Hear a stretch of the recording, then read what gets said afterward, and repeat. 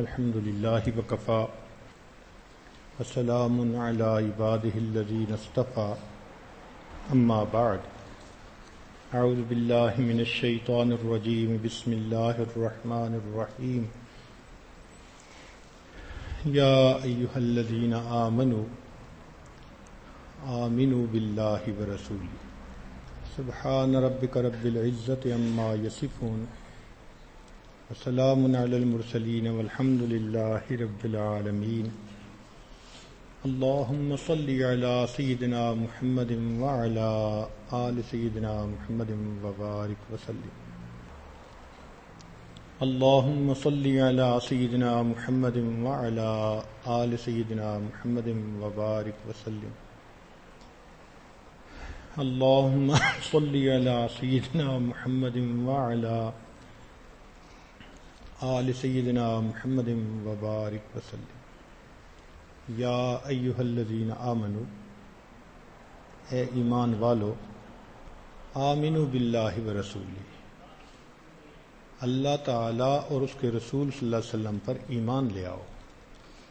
یہ آیت مبارکہ پڑھنے والے کو حیران کرتی ہے، خطاب بھی ایمان والوں سے، یا ایھا الذین آمنوا، تو خطاب دیا جا رہا ہے ایمان والوں کو۔ یہ نہیں کہا یا ایھا الذین کفروا، یا ایھا الذین اشرکوا، یا ایھا الذین نافقوا، نہ منافقوں کو، نہ مشرکوں کو، نہ کافروں کو۔ خطاب کس کو ہے؟ یا ایھا الذین آمنوا، اے ایمان والو۔ اور آگے حکم کیا ہے؟ آمنوا باللہ ورسول، اللہ تعالیٰ اور اس کے رسول صلی اللہ علیہ وسلم پر ایمان لے آؤ۔ تو معلوم ہوا کہ کوئی چیز ہے جس کے حصول کے لیے متوجہ کیا جا رہا ہے۔ آج جماعت کے لوگ جاتے ہیں گشت پر، لوگ اعتراض کرتے ہیں جی کافروں کو جاؤ کلمہ پڑھاؤ، مسلمانوں کو کیا سکھانے آ گئے ہو؟ یہ دیکھو یہ قرآن کی آیت، ایمان والوں کو ایمان سیکھنے کی دعوت۔ مفسرین نے لکھا اس کا معنی ہے اتقو، کہ کلمہ پڑھ کے تم مسلمان تو ہو گئے مگر ابھی نام کے مسلمان ہو، کام کا مسلمان بننے کے لیے تمہیں محنت کرنی پڑے گی۔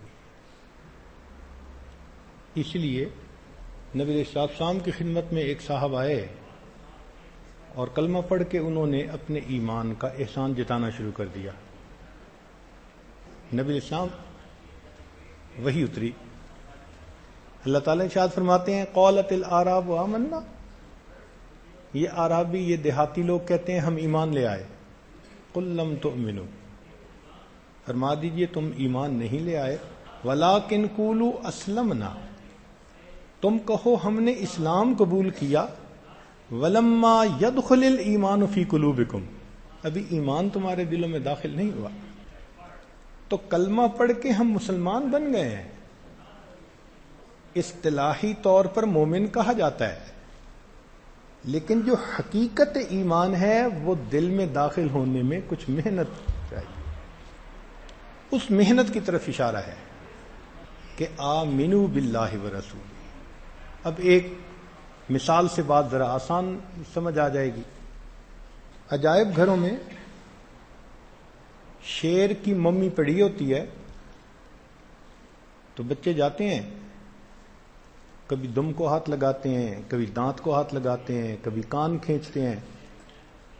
نہ بچوں پہ کوئی خوف ہوتا ہے، نہ بچوں کا کوئی چہرے کا رنگ بدلتا ہے، وہ کہکہے بھی لگا رہے ہوتے ہیں اور شیر کو مختلف جگہوں سے ٹچ بھی کر رہے ہوتے ہیں۔ یہ شیر کی صورت ہے، اور ایک ہے حقیقت میں شیر۔ آپ گاڑی میں بیٹھے ہیں لائن پارک کو دیکھنے کے لیے، اور شیر صاحب آپ کی گاڑی کے شیشے کے قریب آ گئے۔ اب شیشے کے اندر بیٹھے ہوئے ہیں، گاڑی کے اندر ہیں، خوف ہے، آنکھیں پھٹی، چہرہ پیلا پڑ گیا، پسینہ آ رہا ہے۔ اب کیفیت بالکل ہی مختلف ہے. یہ شعر کی حقیقت ہے، وہ صورت تھی، یہ حقیقت ہے. اسی طرح انسان جب کلمہ پڑھ لیتا ہے تو اس کو ایمان کی صورت مل جاتی ہے. ایمان کی حقیقت حاصل کرنے کے لیے اس کو سیکھنا پڑتا ہے. ہم نے دیکھا گنا اگر ذرا موٹا ہو اور ایک بانس جو اگتا ہے پتلا سا ہو تو دونوں شکل میں بالکل ایک جیسے، برابر میں رکھ دیں تو دیکھنے والا نہیں پہچان کر سکے گا کہ یہ کیا فرق ہے، دونوں ایک ہیں، مگر صورت دونوں کی ایک ہے. حقیقت میں جاؤ تو بانس رس سے خالی اور گنا رس سے بھرا ہوا. حقیقت میں زمین آسمان کا فرق ہے. تو اسی طرح کلمہ پڑھ لینے سے انسان ایمان کی حدود میں داخل ہو جاتا ہے. کامل ایمان پانے کے لیے پھر اسے محنت کرنی پڑتی ہے. اس لیے صحابہ رضی اللہ عنہم فرماتے تھے کہ تعلمنا الایمان ثم تعلمنا القرآن، پہلے ہم نے ایمان سیکھا پھر ہم نے قرآن سیکھا. ایمان ہے کیا؟ اصطلاحی تعریف اس کی یہ ہے کہ نبی علیہ الصلوۃ والسلام اللہ رب العزت کی طرف سے جو شریعت لائے اس کو مان لینا، تسلیم کر لینا،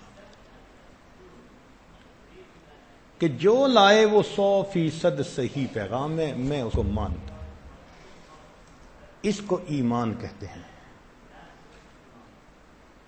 کہ نبی علیہ السلام اللہ رب العزت کی طرف سے جو دین لائے، جو شریعت لائے، اس شریعت کو تسلیم کر لینا، مان لینا، اس کو ایمان کہتے ہیں. لیکن اس شریعت کو ماننے میں پھر ایک فرق آ جاتا ہے. پہلے انسان مشاہدے کی زندگی گزارتا تھا، اب کلمہ پڑھنے کے بعد اس نے یہ تسلیم کیا کہ یہ کائنات کا نظام اللہ رب العزت چلانے والے ہیں. یہ ایک میجر فرق آ گیا. پہلے اب تک مشاہدے کی زندگی تھی، اب ایمان کی زندگی غائب کے یقین والی زندگی بن گئی. اس کی مثال ایسے ہی ہے کہ جیسے پتلی کا تماشا. ہمارا بچپن کا جو زمانہ تھا اس میں بہت ساری فساد مصیبتیں نہیں تھیں، نہ ٹی وی تھا، نہ وی سی آر، نہ انٹرنیٹ، نہ اور ایسی کوئی مصیبت. تو ہماری انجوائمنٹ یا تو کھیل کود ہوتی تھی، یا پھر کبھی کبھی کوئی مداری آ جاتا تھا تو وہ بکری کے بندر کے کرتب دکھا دیتا تھا، یا پھر کبھی کبھی ایک پتلیوں کا تماشا دکھانے والا آتا تھا. عمر بہت چھوٹی تھی، شاید 3 سال ہوگی. ایک مرتبہ میرے بھائی لے کر گئے اور انہوں نے جا کر دکھایا. چھوٹا بچہ تھا، دیکھتا رہا. چھوٹی چھوٹی گڑیاں سی تھیں، بندے بندیاں، وہ دوڑتے بھی تھے، باتیں بھی کرتے تھے.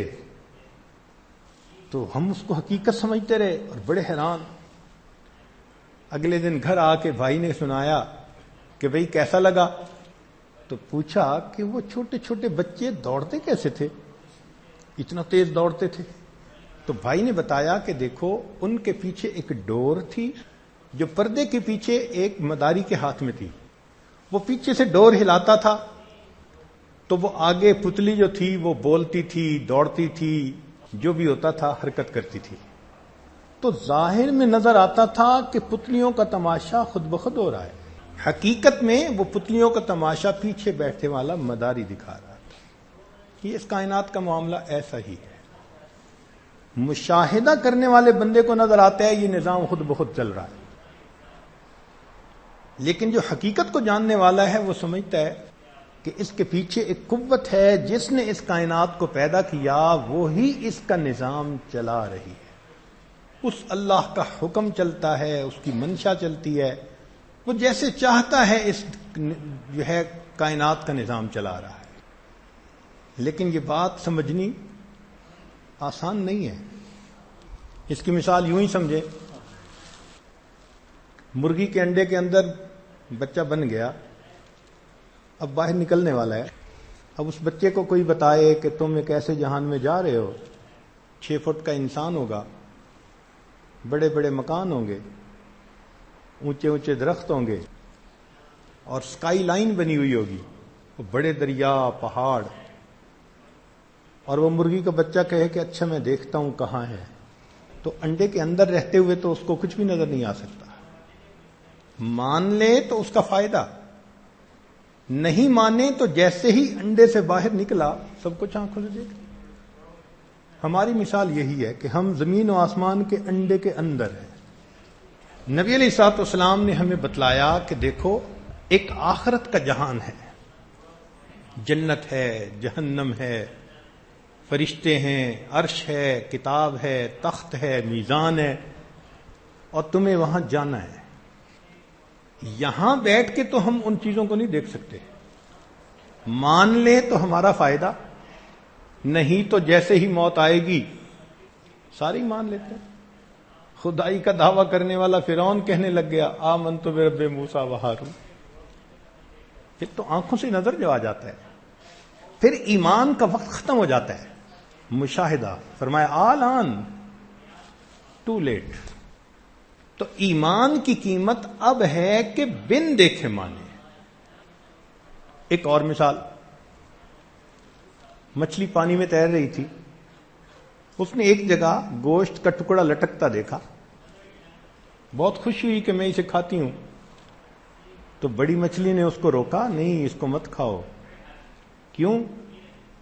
اس نے کہا کہ اس کے ساتھ کنڈی ہے، اس کے پیچھے ڈور ہے، اور ڈور کے پیچھے ایک مچھلی پکڑنے والا بندہ ہے۔ تم جیسے ہی یہ گوشت منہ میں لینے کی کوشش کرو گی تو وہ تمہارے حلق میں کنڈی پھنس جائے گی، پھر وہ بندہ ڈوری کو کھینچے گا، تمہیں دریا سے باہر نکالے گا، اور اتنی مچھلی بڑی پکڑ کے خوش بھی ہوگا، گھر جا کے بیوی کو دے گا، پھر اس کی بیوی چھری سے تمہارے ٹکڑے بنائے گی، پھر تمہیں مرچیں بھی لگائے گی، نمک مرچ لگانے کے بعد پھر تمہیں تیل کے اندر بھونے گی، پھر دسترخوان بھی لگا دے گی، سارے گھر والوں کو بلائے گی، لوگ آئیں گے اور 32 دانتوں سے تمہیں پیس پیس کے کھائیں گے۔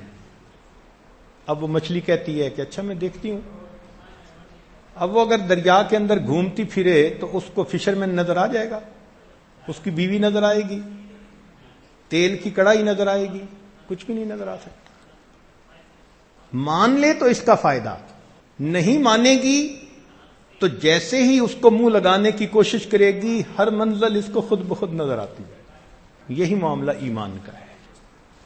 نبی علیہ الصلوۃ والسلام نے جو بتلا دیا، موت کے وقت یہ ہوتا ہے، قبر میں یہ ہوتا ہے، پل صراط پر یہ ہوگا، میزان پر یہ ہوگا، جنت میں یہ ہوگا، جہنم میں یہ ہوگا، 100% سچ بات۔ اس لیے مومن اس کائنات کے نظام کو اوپر سے چلتا ہوا دیکھتا ہے، وہ سمجھتا ہے کہ یہ چیزیں خود بخود نہیں کچھ کر رہی، ان کے پیچھے کوئی طاقت ہے، کوئی ہستی ہے کہ جس کی مرضی اور منشات چل رہی ہے۔ ہماری چھوٹی سی بچی ہے حنانہ، اس کو ایک ہم نے ریموٹ کنٹرول کار لے کے دی، وہ پہلے دن جب اس کے اندر بیٹھی تو بڑی حیران، وہ کار کبھی آگے بھاگتی ہے، کبھی پیچھے بھاگتی ہے، کبھی دائیں کبھی بائیں، پورے صحن کے اندر۔ ایک دن اس کو لگا، مگر اس ایک دن میں اس نے یہ فیل کر لیا کہ یہ جو میری امی دور کھڑی ہے نا، اس کی انگلیاں ہلتی ہیں اور ساتھ میری گاڑی ہلتی ہے۔ چنانچہ نیکسٹ ڈے گاڑی چلانی تھی، ماں کے پاس گئی، اس سے ریموٹ کنٹرول مانگا کہ مجھے دو، میں نے گاڑی چلانی ہے۔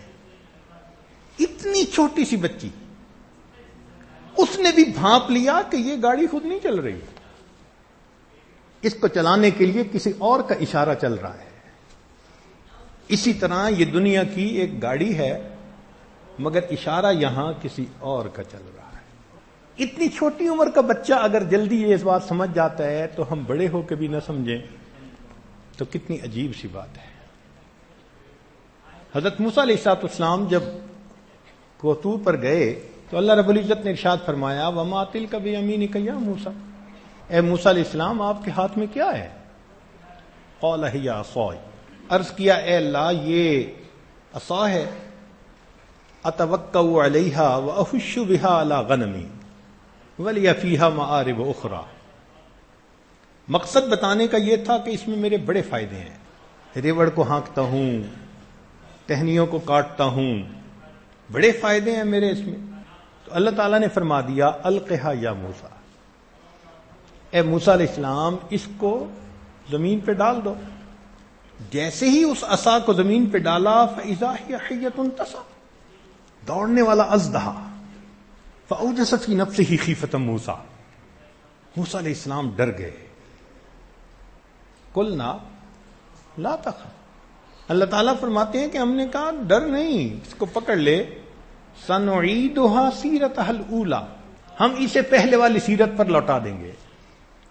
اب قرآن مجید میں اس کو بیان کرنے کا مقصد یہ نہیں ہے کہ ایک واقعہ رونما ہوا، دیکھو کیسا عجیب و غریب تھا، نہیں، اس کے بیان کرنے کے پیچھے ایک بات کو سمجھانا ہے۔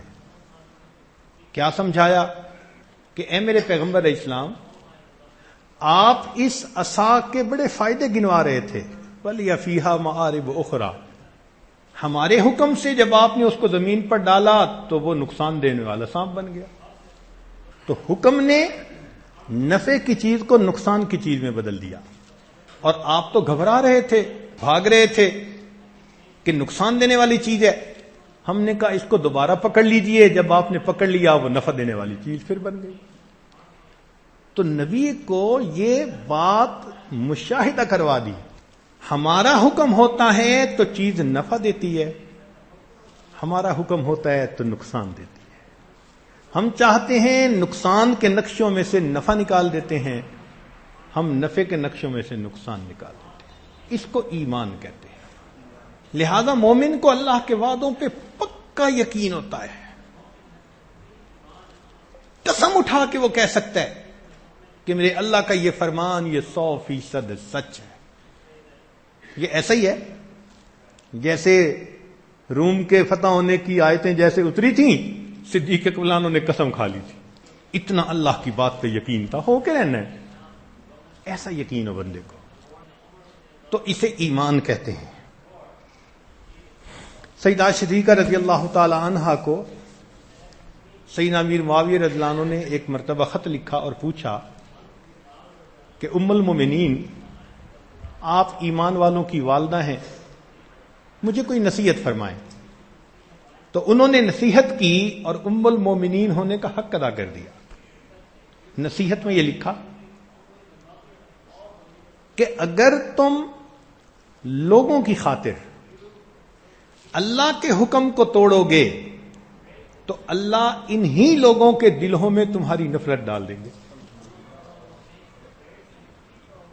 اور اگر لوگوں کو ناراض کر کے اللہ کے حکم کو پورا کرو گے اللہ انہی لوگوں کے دلوں میں تمہاری محبت ڈال دیں گے۔ اور ہم نے دیکھا ہے گھر میں فسق و فجور کا ماحول، ایک بچہ دین کی طرف آتا ہے سارے گھر والے اس کے مخالف، اس وقت تو نظر آتا ہے کہ بس اس بچے کو تو گھر سے دھکا دے دیں گے۔ پھر ہم اس بچے کو سمجھاتے ہیں کہ دیکھو بھائی تم نے اللہ کے راستے کو اختیار کیا ہے، گھبرانے کی بات نہیں ہے، اللہ تمہارا حامی و ناصر ہوگا۔ وہ لوگ جو نفرت کا اظہار کرتے ہیں، مذاق اڑاتے ہیں، تھریٹ کرتے ہیں کہ ہم تمہیں گھر سے نکال دیں گے، چند سال کی بات ہوتی ہے سارے کے سارے اسی بچے کے عقیدت مند بنے ہوئے ہوتے ہیں، اللہ ان کے دلوں میں محبتیں ڈال دیتے ہیں۔ تو مومن کو یہ بات سمجھائی گئی کہ دیکھو تم مشاہدے پہ نہ زندگی گزارو، تم اللہ کے وعدوں پر یقین کرو، اور جیسے تمہیں زندگی گزارنے کے لیے کہا گیا تم اس کے مطابق زندگی گزارو۔ اس لیے ایمان جتنا مضبوط ہوگا اعمال اتنے زیادہ اچھے ہوں گے۔ بنیاد جتنی مضبوط ہوتی ہے عمارت اتنی اونچی جاتی ہے، تو یہ ایمان ہمارے لیے بنیاد کی مانند ہے۔ اس ایمان کو سیکھنے کے لیے محنت تو کرنی پڑتی ہے۔ چنانچہ علماء نے لکھا ہے کہ ایمان سیکھنے کے 4 ذرائع ہیں. ایمان سیکھنے کے 4 ذرائع ہیں. جتنا ان پر غور کریں گے، فکر کریں گے، ایمان بڑھتا جائے گا. سب سے پہلے قدرت کی نشانیوں پہ غور کرنا. یہ جو قرآن مجید میں جا بجا کہا نا، الم ترا، الم ترو، یہ بے فائدہ نہیں کہا. تم نے دیکھا، تم ذرا دیکھو. افلم یسیروا فی الارض، کیوں یہ زمین کے اندر سفر نہیں کرتے، سیر نہیں کرتے؟ مقصد یہ ہے کہ تم جب اللہ کی نشانیوں کو دیکھو گے، تمہارا دل کہے گا کہ اس کا کوئی پیدا کرنے والا خدا موجود ہے. جتنا غور کرتے جائیں گے.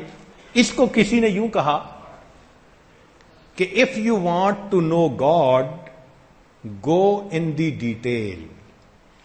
اگر تم اللہ کو پانا چاہتے ہو تو پھر تفصیل میں چلے جاؤ.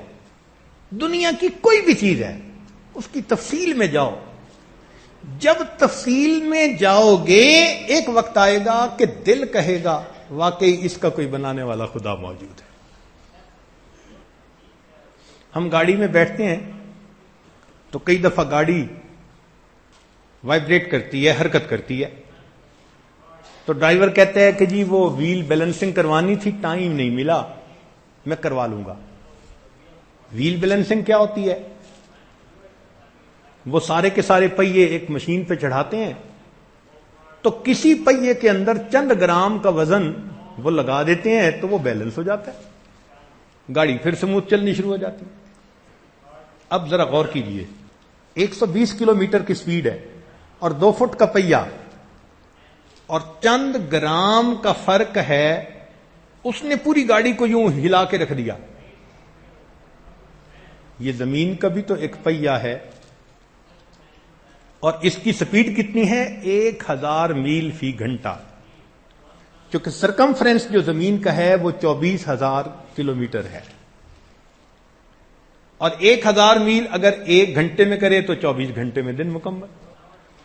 اب 1000 میل 10 گنا جس کی سپیڈ ہے، وہ پہیا چل رہا ہے، ہم اس کے اوپر بیٹھے ہیں اور اتنا سموتھ ہے کہ ہمیں پتہ بھی نہیں کہ یہ گھوم بھی رہا ہے کہ نہیں گھوم رہا.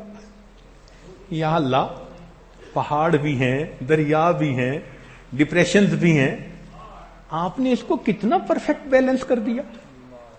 ٹنوں کے حساب سے لوڈ ایک جگہ سے دوسری جگہ جا رہا ہوتا ہے، اور زمین کبھی اگر ہل جائے تو بندوں کا کیا حال ہوتا ہے. اس پر ذرا غور کرو، اس پہیے کو کس نے اتنا بیلنس کیا کہ آج اس کے چلنے کا ہمیں احساس ہی نہیں. جب غور کریں گے تو دل کہے گا یہ خود بخود نہیں بنا، اس کا بنانے والا کوئی خدا موجود ہے.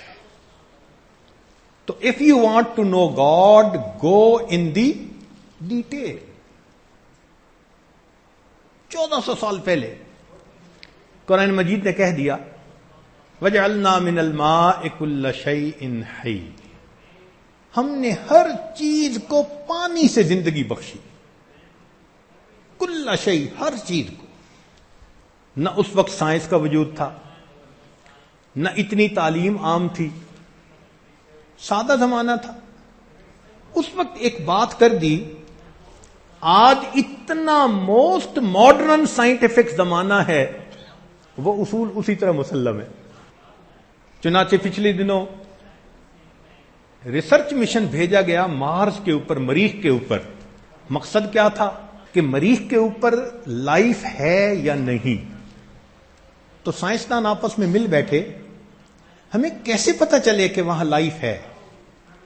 تو مختلف باتیں کرتے کرتے آخر پہ نتیجہ کیا نکالا کہ اگر تو وہاں پانی ہے تو لائف ہوگی، پانی نہیں تو لائف نہیں ہو سکتی.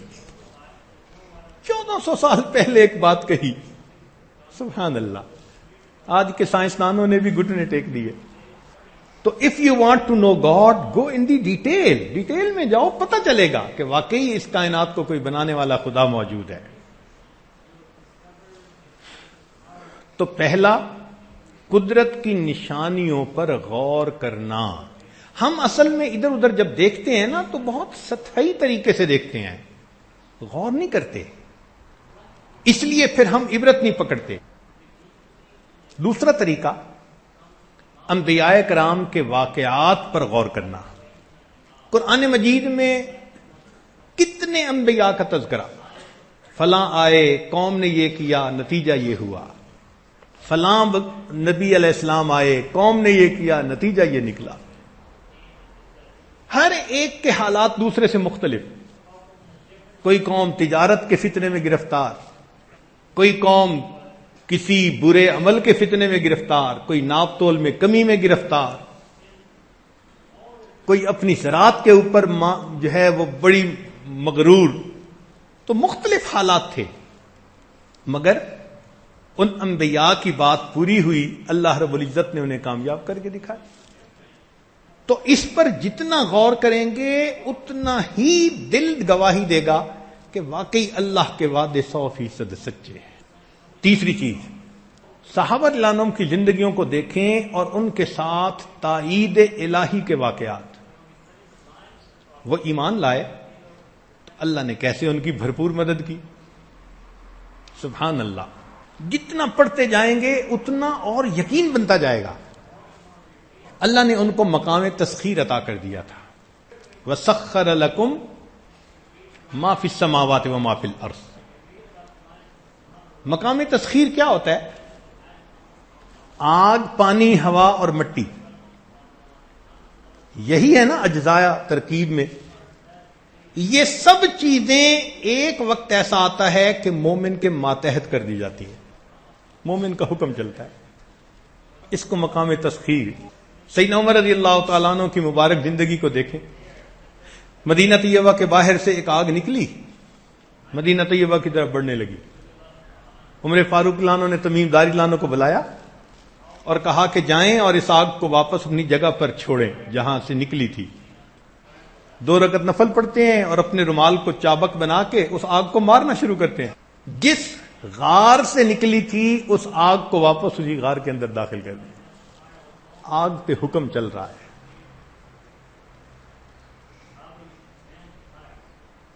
ہوا پہ حکم چلتا ہے.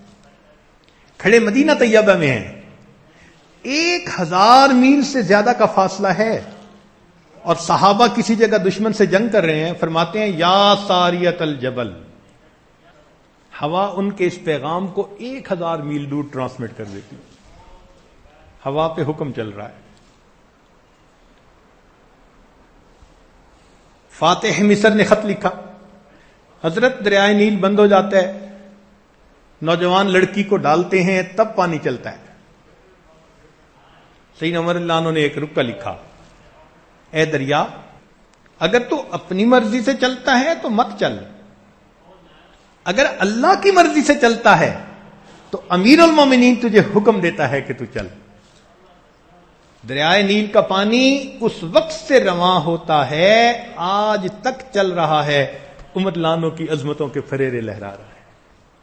مومن کا حکم چلتا ہے پانی پر. خلافت فاروقی کا زمانہ ہے، زمین میں زلزلہ آتا ہے. سیدنا عمر رضی اللہ تعالیٰ عنہ زمین پہ پاؤں مارتے ہیں. زمین کیوں ہلتی ہے؟ کیا عمر نے تیرے اوپر عدل قائم نہیں کیا؟ زمین کا زلزلہ وہیں بند ہو جاتا ہے. آگ، پانی، ہوا، مٹی، ہر چیز پہ حکم چل رہا. صحابہ کو مقام تسخیر تھا. ہم لوگ ایک مرتبہ کسی کے ساتھ پارک میں چلے گئے، گیم پارک، تو وہاں لکھا ہوا دیکھا کہ right of way is with the animals. پوچھا بھئی یہ کیا لکھا ہے؟ انہوں نے کہا جی کہ راستے کا حق جانوروں کے پاس ہے. اگر تم کسی جانور کو دیکھو تو رکو، پہلے اسے گزرنے دو، بعد میں تم گزر سکتے ہو. سبحان اللہ. ہماری شان دیکھو کہ ہماری زندگی میں رائٹ آف وے جانوروں کے پاس ہے. اور ایک صحابہ کا بھی زمانہ تھا. انیس اللہ ایک صحابی ہیں، قافلے سے پیچھے رہ جاتے ہیں، شیر نظر آتا ہے، بلاتے ہیں. شیر دم ہلاتا ہوا پاس آ جاتا ہے کہ تجھے انسانوں کی مہک سے اندازہ ہوتا ہے تو میں پیچھے رہ گیا ہوں، تو ذرا مجھے قافلے تک پہنچا. وہ شیر ان کو سواری کرواتا ہے اور قافلے تک چھوڑ کے واپس چلا جاتا ہے. اس وقت رائٹ آف وے مومن کے پاس تھا. صحابہ رضی اللہ تعالیٰ عنہ افریقہ کے ایک گاؤں میں جاتے ہیں. گاؤں والوں نے کہا جی یہاں بڑے درندے ہیں, وہ رات کو آئیں گے تمہیں بالکل بوٹی بوٹی کر دیں گے.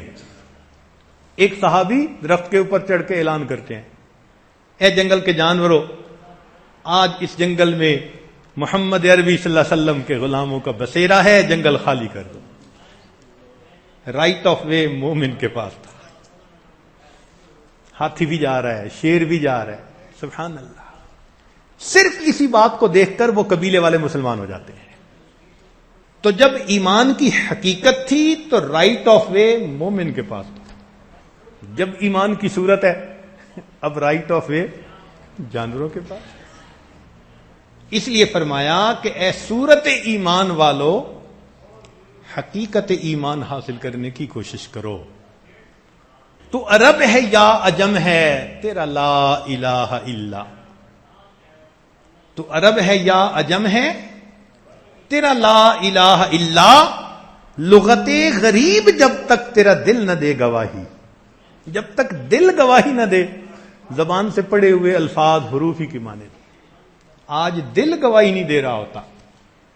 دل میں یقین ہوتا ہے دفتر سے میں پلتا ہوں, فیکٹری سے میں پلتا ہوں, زراعت سے میں پلتا ہوں. کہتے ہیں جی میں کیسے مسجد میں نماز پڑھنے جاؤں, پیچھے میرے گاہک خراب ہو جائیں گے. یقین بنا ہوا ہے کہ دکان کریں گے تو رزق ملے گا, نہیں کریں گے تو نہیں ملے گا. اس پر یقین نہیں کہ پروردگار دینے والا انسان کو اس کا رزق پہنچا کے رہتا ہے. تو یہ یقین بنانا پڑتا ہے. تو ایک قدرت کی نشانیوں پہ غور کرنا, دوسرا انبیاء کرام کے واقعات پر غور کرنا, صحابہ رضی اللہ عنہم کے ساتھ تائید الہی پر غور کرنا, اور چوتھی چیز کہ احادیث مبارکہ پر غور کرنا جو ایمان کے بارے میں آئی ہیں. چنانچہ چند احادیث آپ کے سامنے بھی پیش کی جاتی ہیں تاکہ ہمیں ایمان سمجھ میں آئے کہ ہے کیا. ان جندب ابن عبداللہ رضی اللہ تعالیٰ عنہ قال, یہ ایک صحابی ہیں, ٹینیجر تھے, لڑکے تھے. وہ روایت کرتے ہیں کنا مع النبی ونحن غلمان حذاورۃ, ہم نبی علیہ السلام کے ساتھ تھے اور ہم قریب البلوغ لڑکے تھے. غلمان غلام لڑکے کو کہتے ہیں, یعنی چند لڑکے دوست تھے, وہ نبی علیہ السلام کی خدمت میں تھے. فرماتے ہیں فتعلمنا الایمان قبل ان نتعلم القرآن, نبی علیہ السلام نے ہمیں پہلے ایمان سکھایا اور پھر اس کے بعد قرآن سکھایا. حجت الوداع کے موقع پہ نبی علیہ السلام نے مومن کو ڈیفائن کیا کہ مومن کون ہوتا ہے. چنانچہ پہلے آپ صلی اللہ علیہ وسلم نے مسلمان کے بارے میں بتایا کہ المسلم من سلم المسلمون من لسانہ ویدہ, مسلمان وہ ہوتا ہے جس کی زبان اور جس کے ہاتھوں سے دوسرے مسلمان سلامتی میں ہوں. پھر فرمایا والمؤمن, اور مومن کون ہوتے ہیں, من امنہ الناس علی اموالہم وانفسہم, کہ جس سے دوسرے لوگوں کے مال اور ان کی جانیں امن میں ہوں. یہ مومن ہے. نہ ان کے مال کو خطرہ, نہ ان کی عزت آبرو کو خطرہ, نہ ان کے جان کو خطرہ. اور اگر خطرہ ہے تو اس کا مطلب ہے کہ وہ ایمان کامل دل میں. آج ہماری کسی کے جیب پر نظر ہوتی ہے, کسی کے گھر پہ نظر ہوتی ہے, تو ایمان کہاں؟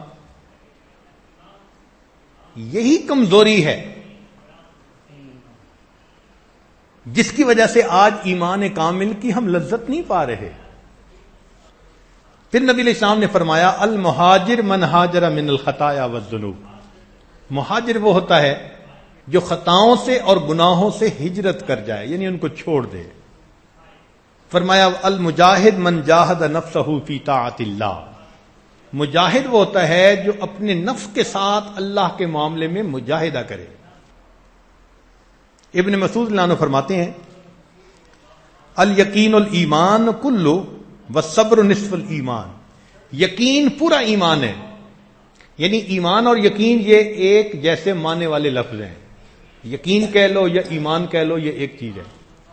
اور صبر آدھا ایمان ہے. اور ایک جگہ فرمایا کہ ایمان کے 70 شعبے اور حیا بھی ان میں سے ایک شعبہ ہے. عبداللہ ابن عمر رضی اللہ عنہ فرماتے ہیں کہ نبی علیہ السلام نے فرمایا الحیاء والایمان قرنا. حیا اور ایمان یہ دونوں ساتھی ہیں.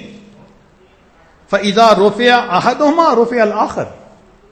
ایک ان میں سے اگر اٹھا لیا جائے تو دوسرا خود بخود اٹھ جاتا ہے. اس کا مطلب یہ کہ جس بندے کے اندر سے حیا نکل جائے گا ایمان خود بخود نکل جائے گا. تو پھر بے حیائی کی زندگی گزارنے والا، فحاشی کی زندگی گزارنے والا، اس کے ایمان کا کیا بنا؟ نبی علیہ السلام نے ایک صحابی کو دیکھا، وہ اپنے بھائی کو حیا کے بارے میں سمجھا رہے تھے. آپ صلی اللہ علیہ وسلم نے دعو فإن الحیاء من الایمان. چھوڑو، حیا ایمان کا حصہ ہے، ایمان میں سے ہے. ایک جگہ نبی علیہ السلام نے ارشاد فرمایا ذاک طعم الایمان من رضی باللہ ربا وبالاسلام دینا وبمحمد رسولا. جو اس سے راضی ہو گیا کہ اللہ میرے رب ہیں، محمد صلی اللہ علیہ وسلم میرے رسول ہیں اور اسلام میرا دین ہے، یہ بندہ ایمان کی لذت کو چکھنے والا بن جائے گا. ایک حدیث مبارکہ میں ابو امامہ رضی اللہ عنہ فرماتے ہیں من احب للہ وابغض للہ واعطى للہ ومنع للہ فقد استکمل الایمان.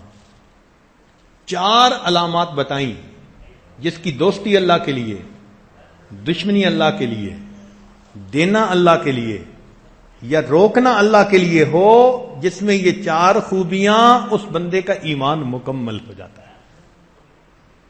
ابو ہریرہ عنہ روایت کرتے ہیں کہ نبی اسلام نے فرمایا اکمل المؤمنین ایمانا احسنہم خلقا.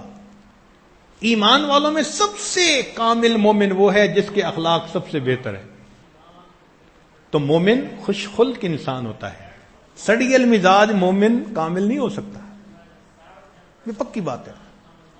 کئی ہوتے ہیں نا بہت ہی سخت طبیعت ہوتی ہے، خشک کے بیچارے، بات کر کے بس پھر آگے پیچھے نہیں ہوتے. زمیں جنبد نہ جنبد گل محمد.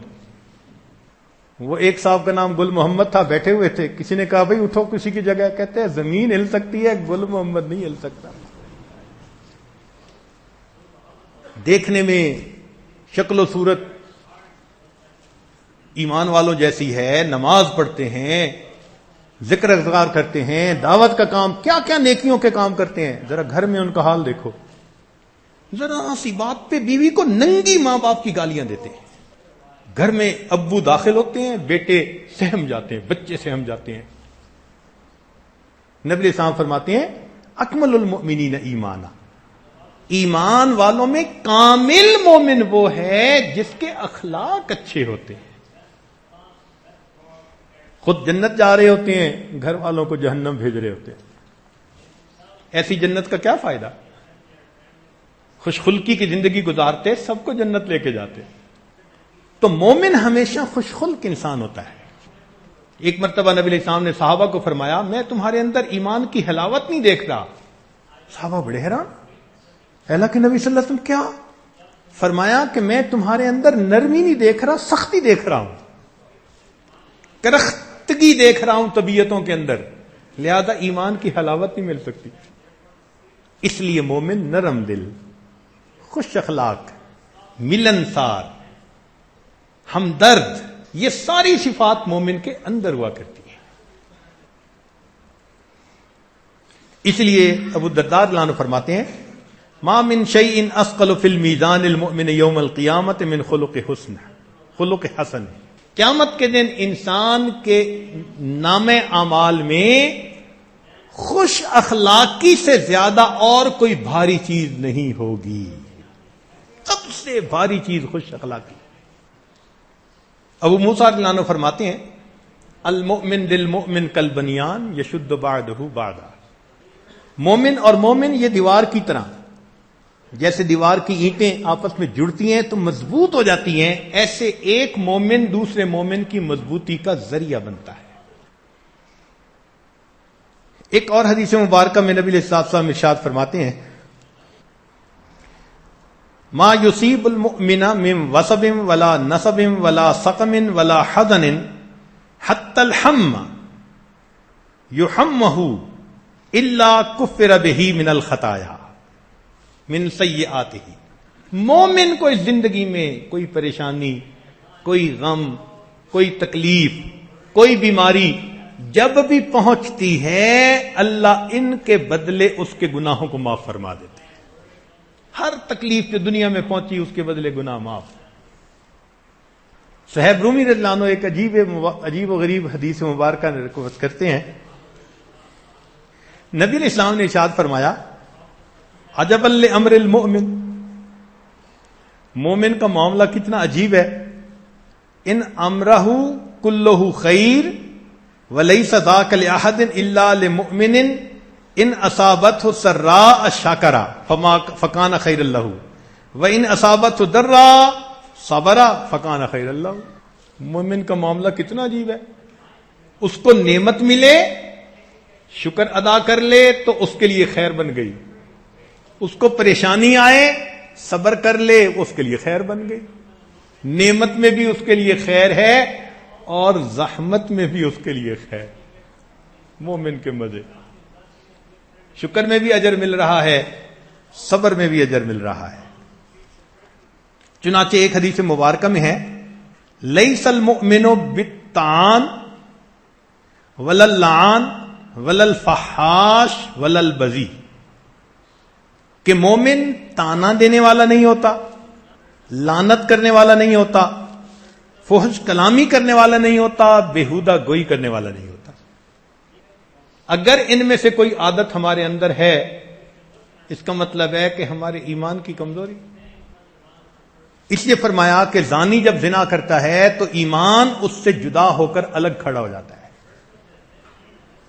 نبی علیہ السلام نے فرمایا تم میں سے کوئی اس وقت تک کامل مومن نہیں ہو سکتا جب تک کہ میں اس کے نزدیک اس کے ماں باپ، والدین، ساری دنیا کے انسان سے زیادہ محبوب نہ ہو جاؤں۔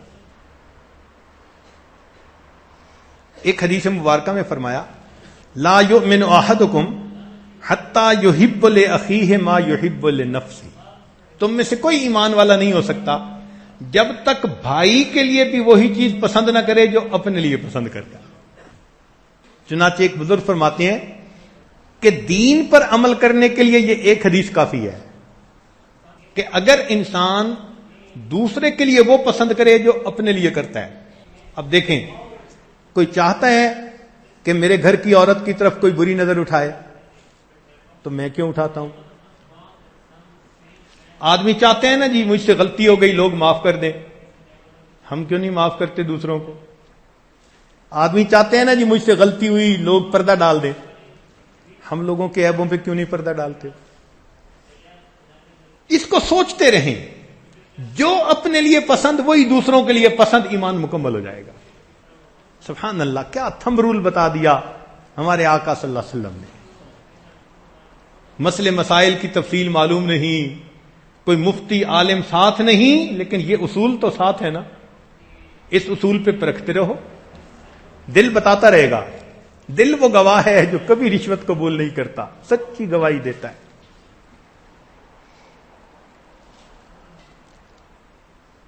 تو چار چیزیں ہیں جن سے ایمان کا علم بڑھتا ہے۔ ایک انبیاء کرام کے واقعات پہ غور کرنے سے، دوسرا قدرت کی نشانیوں پر غور کرنے سے، تیسرا صحابہ رضی اللہ عنہم کے ساتھ جو اللہ کی مدد تھی، اور چوتھا ایمان کے بارے میں جو نبی علیہ السلام کی تعلیمات ہیں ان پر غور کرنے سے پتہ چلتا ہے کہ ایمان کہتے کس کو ہیں۔ اسی لیے اس ایمان کو بنانے کے لیے انسان کو محنت کرنی پڑتی ہے، تب جا کے اللہ کے وعدوں پر اس کو یقین آتا ہے۔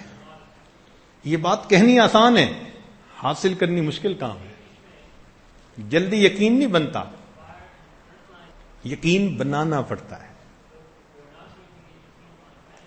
دیکھیے دو مثالیں قرآن مجید میں سے، تاکہ بات کو ہم آگے مکمل کریں۔ اللہ رب العزت نے حضرت موسیٰ علیہ السلام کی والدہ کو فرمایا کہ اپنے بچے کو پانی میں ڈال دیجئے۔ وَأَوْحَيْنَا إِلَىٰ أُمِّ مُوسَىٰ أَنْ أَرْضِعِيهِ، ہم نے وحی کی موسیٰ علیہ السلام کی والدہ کو کہ بچے کو دودھ پلائیے۔ فَإِذَا خِفْتِ عَلَيْهِ، اور اگر آپ کو اس کے اوپر ڈر ہو کہ فرعون کے فوجی پکڑ کے لے جائیں گے، فَأَلْقِيهِ فِي الْيَمِّ، اس کو پانی میں ڈال دینا۔ یا اللہ، آپ اگر بچے کو بچانے کا ارادہ کرتے ہیں تو پانی میں کیوں ڈلوا رہے ہیں؟ میں کسی غار میں چھوڑ دوں گی، میں گھر کے کسی کمرے میں اس کو لٹا دوں گی، کوئی وہاں جا ہی نہ سکے، آسان طریقہ۔ مگر نہیں، اللہ تعالیٰ نے مشاہدے کے خلاف کروانا ہوتا ہے، اسی کا نام ایمان ہے کہ جو آنکھ دیکھ رہی ہے اس کو مت سوچو، جو خدا کہہ رہا ہے اس کو سوچو۔ عورت ذات ہے، اور پھر بچے کے معاملے میں عورت کتنی کمزور ہوتی ہے، کسی پہ بھروسہ نہیں کرتی۔ اور پھر اس کو پتہ ہے آگے کیا فرمایا کہ جب اس کو دریا میں ڈالو گی، یاخذہ عدو لی و عدو اللہ، اس کو وہ پکڑے گا جو میرا بھی دشمن اس کا بھی دشمن۔ یا اللہ، ایک تو دریا میں ڈالوں اور اوپر سے فرعون کے ہاتھ میں پہنچ گیا۔ ماشاء اللہ، ویسے تو پولیس آئے نہ آئے، پانی تو ٹی سی ایس پہنچا دے گا نا اس کو، فرعون کے ہاتھ میں پہنچے گا۔ پھر آگے فرما رہے ہیں وَلَا تَخَافِي وَلَا تَحْزَنِي، ڈرنا نہیں، غم نہیں کرنا، إِنَّ رَادُوهُ إِلَيْكَ، ہم اسے تمہارے پاس لوٹائیں گے، وَجَاعِلُوهُ مِنَ الْمُرْسَلِينَ، ہم نے اس سے رسولوں میں سے بنانا ہے۔ یا اللہ، ایک عورت ذات کا امتحان، بچے کے بارے میں ماں کا کتنی سینسٹیو ہوتی ہے، مگر وہ کتنی خوش نصیب ماں تھی جس کا ایمان پکا تھا، اس نے اللہ کے وعدے پہ بھروسہ کر لیا۔ ایک بکسے کے اندر بچے کو ڈالا اور بکسا پانی کے اندر۔ اب عقل پتہ کیا کہہ رہی ہے کہ تیرا بچہ گیا۔ کیوں؟ کہ اگر اس کو واٹر ٹائٹ بناؤ گی بکسے کو تو یہ ایئر ٹائٹ بھی ہو جائے گا، دم گھٹ کے بچہ مرے گا، اور اگر سوراخ رکھو گی تو ان سوراخ سے پانی اندر چلا جائے گا، بچہ ڈوب کے مرے گا۔ تو بچہ نہیں بچتا تیرا، آنکھ کہتی ہے تیرا بچہ بچنے کی صورت ہی کوئی نہیں۔ ماں نے بچے کو ڈالا، پانی کے حوالے کر دیا، گھر واپس آ گئی۔ اس ماں کے دل پہ کیا گزر رہی ہوگی جب وہ بکسا پانی کے ساتھ تیرتا ہوا جا رہا ہوگا؟ سوچتی ہوگی اللہ ہی اب مجھے اس بیٹے کی شکل دوبارہ دکھائے۔ اور اللہ کی شان دیکھو، فرعون اپنی بیوی کے ساتھ دریا کے کنارے ٹہل رہا ہے، 800 غلام چاروں طرف مختلف جگہوں پہ ڈیوٹیاں دے رہے ہیں، 800 غلام۔ کسی نے دیکھا بکسا آتا ہوا، اس نے پکڑا، بادشاہ کے پیش کیا، کھولا گیا تو اس کے اندر ایک خوبصورت بچہ۔ اللہ تعالیٰ ارشاد فرماتے ہیں وَأَلْقَيْتُ عَلَيْكَ مَحَبَّةً مِّنِّي، ہم نے آپ کے چہرے پر محبت کی تجلی ڈال دی تھی۔ آنکھوں کے اوپر ایسی تجلی تھی کہ من موہنی آنکھیں بن گئی تھیں۔ چنانچہ فرعون نے دیکھا، فرعون کی بیوی نے دیکھا۔ اب بیوی صاحبہ نے جیسے دیکھا نا، کہنے لگی لا تقتلوہ، تم نے اسے قتل نہیں کرنا، ہزاروں بچوں کو قتل کروانے والا اس کا خاوند۔ بیوی آرڈر سنا رہی ہے، ہوم سیکرٹری۔ دنیا کہتی ہے جی کہ بیوی کی بات کوئی مانتا نہیں، وہ وقت کے بڑے بڑے فرعون مان رہے ہیں۔ کہتی ہے لا تقتلوہ، تم نہیں قتل کر سکتے، عسیٰ ان ینفعنا او نتخذہ ولدا، ہم فائدہ اٹھائیں گے، اپنا بیٹا اس کو بنائیں گے۔ اب فرعون کو اس کی عقل نے دھوکہ دیا، وہ سوچنے لگا ہاں میں نے ہزاروں کو قتل کروایا، یہ بچہ جب ہمارے اپنے گھر میں پلے گا تو یہ مجھ سے تخت و تاج کیوں چھینے گا؟ بھائی یہ تو بچہ ہوگا اپنا۔ کہتے ہیں ہاں ٹھیک ہے، اس کو ہم نہیں قتل کرتے. لو اب لے کے گھر آ گیا. روح المعانی میں لکھا ہے اتنا خوش ہوا اس کو بیٹا بنا کے، کہنے لگا جتنے غلام ڈیوٹی پہ ہیں سب آزاد، 800 غلام آزاد. نکتہ لکھتے ہیں مفسر کہ اللہ والوں کی یہ پہچان ہوتی ہے، جہاں جاتے ہیں انسان کے لیے غلامی سے نجات کا ذریعہ بن جاتے ہیں. حضرت موسیٰ علیہ السلام پہنچے غلاموں سے آزادی کے. اللہ والوں کے پاس جو جاتا ہے وہ جہاں جاتے ہیں نفس کی غلامی سے آزادی کا ذریعہ بن جاتے ہیں. اب گھر لے کے آئے. وہ ڈبے کا زمانہ تو تھا نہیں کہ ڈبے کا دودھ پلاؤ، عورتیں پلاتی تھیں. اب عورتوں کو ڈھونڈا. اللہ تعالیٰ فرماتے ہیں وَحَرَّمْنَا عَلَيْهِ الْمَرَاضِعَ مِنْ قَبْلِ، ہم نے موسیٰ علیہ السلام پر عورتوں کا دودھ منع کر دیا، حرام کر دیا تھا. جو عورت دودھ پلانے لگتی ہے بچہ نہیں پیتا، ایکسیپٹ ہی نہیں کرتا، ریجیکٹ کر رہا ہے. رات گزر گئی. فرعون صاحب حیران ہے، بچہ روتا ہے، پیٹ خالی، دودھ پیتا نہیں. اچھا بھئی کسی اور کو بلاؤ، کسی اور کو بلاؤ. ساری رات جاگتے گزر گئی. اگلے دن صبح ہوئی. اللہ تعالیٰ فرماتے ہیں وَأَصْبَحَ فُؤَادُ أُمِّ مُوسَىٰ فَارِغًا. ادھر موسیٰ علیہ السلام کی والدہ اپنے گھر کے اندر بہت افسردہ حالت میں تھی.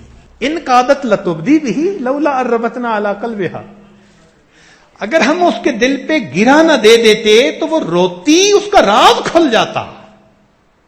ہم نے اس کے دل کو گرا دے دی، تسلی دے دی، رو نہیں. تسلی سے بیٹھی رہی. بیٹی کو بلاتی ہے موسیٰ علیہ السلام کی بہن کو، وہ بھی لڑکی تھی. بیٹی جاؤ ذرا دیکھو بھائی کے سال میں ہے. وہ بچی بھاگی ہوئی گئی. دربار میں جا کے دیکھا محل میں تو وہاں صورت ہی عجیب ہے. بچہ رو رہا ہے، عورتیں دودھ پلانا چاہتی ہیں، بچہ دودھ نہیں پیتا. سارے حیران ہیں جی کیا کریں، اور رات کے جاگے ہوئے ہیں سارے. اب کیا ہوا؟ وہ بچی کہتی ہے هل ادلکم علی اہل بیت یکفلونہ لکم وہم لہ ناصحون، میں تمہیں ایک گھر والوں کے بارے میں بتاؤں، وہ اس کو دودھ بھی پلائیں گے اور اس کے بڑے خیر خواہ ہوں گے. تو فرعون کو کھٹکی یہ بات. اس نے موسیٰ علیہ السلام کی بہن کا سر پہ ہاتھ رکھا اور کہا کہ تو کیوں کہہ رہی ہے وہ اس کے بڑے خیر خواہ ہوں گے. وہ بھی موسیٰ علیہ السلام کی بہن تھی. کہنے لگی ہم آپ کی رعایا ہیں، ہم خیر خواہی نہیں کریں گے تو کون کرے گا. کہتے ہیں ہاں ٹھیک ہے، لے آؤ جس کو بلاتے ہو.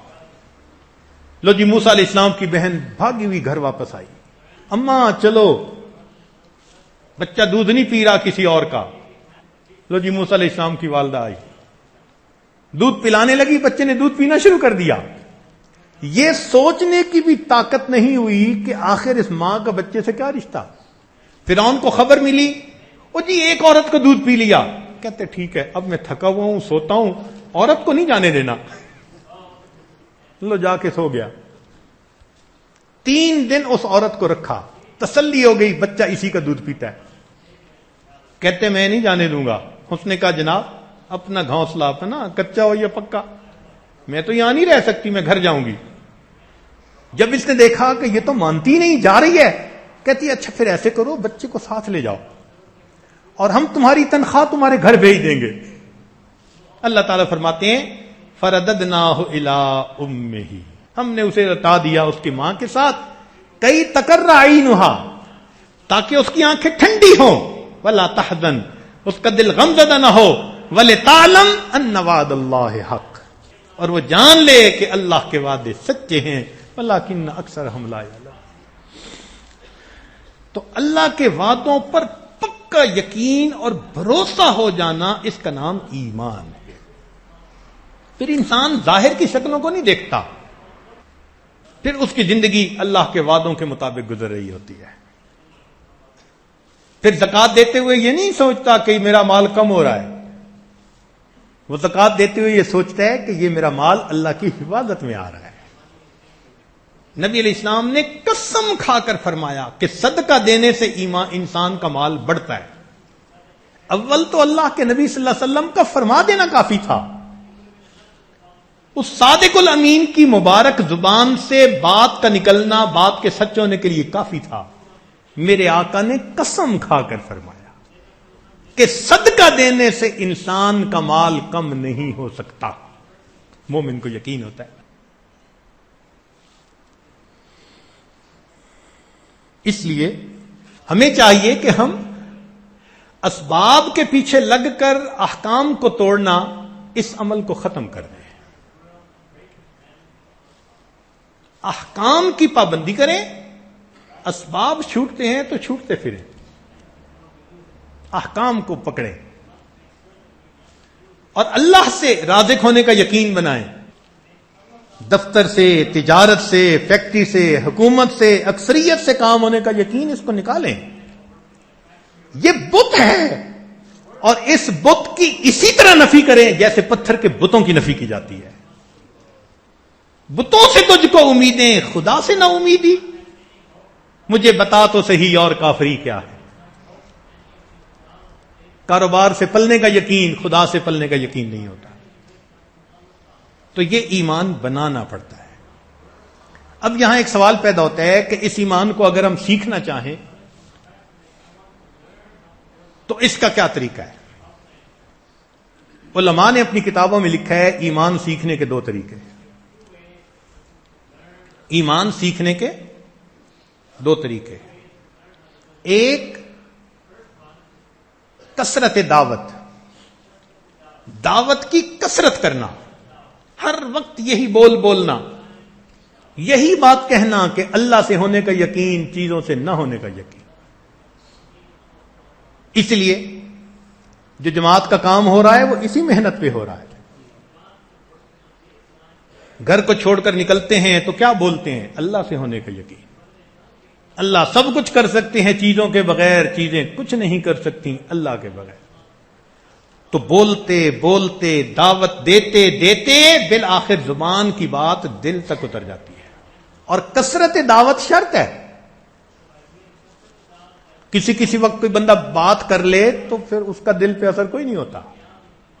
اسی لیے پھر پہلے 1 چیلا لگاؤ، 4 مہینے لگاؤ، پھر 1 سال لگاؤ، پھر 1.5 سال لگاؤ، اور لگا کے پھر یہ نہیں کہ گھر آ کے بیٹھ جاؤ، پھر مقامی کام میں جڑو. پوری زندگی کے لیے. اس کے پیچھے آئیڈیا کیا ہے؟ کثرت دعوت. گھر میں تعلیم کروائے دعوت، مسجد میں تعلیم کروائے دعوت، مسجد کا گشت کرے دعوت، بیرونی گشت کرے دعوت، خود نکلے دعوت، آئی جماعت کی نصرت کرے دعوت. پیچھے راز کیا ہے؟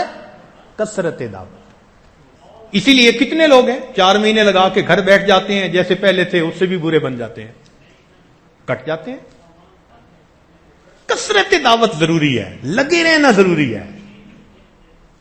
تو ایمان سیکھنے کا ایک طریقہ کثرت دعوت ہے.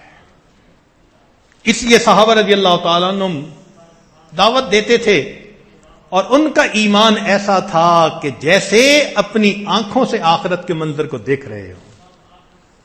وقت کی کمی کی وجہ سے میں ایک حدیث مبارکہ پڑھ دیتا ہوں، چونکہ علماء طلباء کا مجمع ہے، امید ہے معنی تو آپ اس کو سمجھتے ہی ہوں گے. ذرا سنیے گا. عن الحارث ابن مالک الانصاری قال مررت بالنبی صلی اللہ علیہ وسلم فقال کیف اصبحت یا حارث، اے حارث تو نے کیسے صبح کی؟ قلت، میں نے جواب دیا اصبحت مؤمنا حقا، میں نے پکا مومن ہونے کی حالت میں صبح کی ہے. نبی علیہ السلام نے فرمایا انظر ما تقول، دیکھ کیا کہہ رہا ہے. فإن لكل شيء حقیقة فما حقیقت ایمانک، ہر چیز کی حقیقت ہوتی ہے، دلیل ہوتی ہے. تیرے ایمان کی دلیل کیا ہے؟ قلت، تو میں نے کہا قد عذبت نفسی عن الدنیا واسحرت لذلك لیلی وازمعت نہاری وکأنی انظر الى عرش ربی بارزا وکأنی انظر الى اہل الجنت یتزاورون فیہا وکأنی انظر الى اہل النار یتزاغون. قال یا حارث، فرمایا حارث اگر تم عرش کو اپنے سامنے دیکھتے ہو، جنتیوں کو جنت میں، جہنمیوں کو جہنم میں دیکھتے ہو، عرفت فالزم، تو نے ایمان کو جو ہے نا معرفت پالی، اب اس کے اوپر تم جمے رہنا۔ صحابہ کا ایمان ایسا تھا، اس لیے سیدنا علی اللہ عنہ فرمایا کرتے تھے، آنکھ سے جنت کو دیکھ لوں یا جہنم کو دیکھ لوں تو میرے یقین میں ذرہ بھی اضافہ نہیں ہوگا۔ اس کثرت دعوت سے ان کو اللہ نے ایسا ایمان دے دیا تھا۔ گلے پہ تلوار چل رہی ہوتی تھی، کہہ رہے ہوتے تھے فزت و رب الکعبہ، رب کعبہ کی قسم میں کامیاب ہو گیا۔ یقین ایسا تھا۔ تو ایک اس کا طریقہ کثرت دعوت ہے، اور دوسرا اس کا طریقہ کثرت ذکر۔ جتنا اللہ رب العزت کا ذکر زیادہ کریں گے اتنا دل میں اللہ کی محبت بڑھے گی اور اللہ کی بات پر پکا یقین آئے گا۔ چنانچہ اس امت کو 1000 سال تقریباً ایسا عرصہ گزرا ذکر کے ذریعے یقین حاصل کی انہوں نے۔ مشائخ، محدثین، فقہا اسی کثرت ذکر کے ذریعے سے یقین پاتے تھے۔ ذکر سے یقین بنتا ہے، جی ہاں۔ رابعہ بصریہ ملنے والے لوگ آگے، کچھ دیر کے بعد دروازے پہ دستک ہوئی، خادمہ کو کہا دیکھو کون؟ اس نے کہا جی کوئی کھانا لایا ہے، روٹیاں لایا ہے، سالن لایا ہے۔ روٹیوں کو گنو کتنی ہیں؟ اس نے کہا جی 9 روٹیاں۔ اس کو کہو چلا جائے، یہ میرا کھانا نہیں۔ پھر تھوڑی دیر کے بعد دروازہ کھٹکا، پوچھا کون؟ جی کھانا لایا ہے۔ کتنی روٹیاں؟ کہتے 9۔ نہیں، یہ میرا کھانا نہیں، اس کو بھیج دو۔ پھر تیسری مرتبہ دروازہ کھٹکتا ہے کچھ دیر کے بعد، کتنی روٹیاں؟ جی 9۔ میرا کھانا نہیں، اس کو بھیج دو۔ اب وہ خادمہ آ کے کہتی ہے، تیسری دفعہ چکر لگایا اس نے تو 9 روٹیاں قبول کرنے میں کیا رکاوٹ ہے؟ فرماتی ہیں کہ دیکھو آج صبح 1 روٹی میرے پاس تھی، میں نے اللہ کے راستے میں سائل کو دی تھی، میرے مالک کا وعدہ من جاء بالحسنۃ فلہ عشر امثالہ، مجھے 10 ملنی چاہیے۔ اس نے کہا معاف کر دیں، وہ 10 ہی لایا تھا، 1 تو میں اپنے لیے رکھ رہی تھی۔ ایسا یقین اللہ کے وعدے پر۔ ہمارے مشائخ کو یہ یقین کثرت ذکر سے حاصل ہوا۔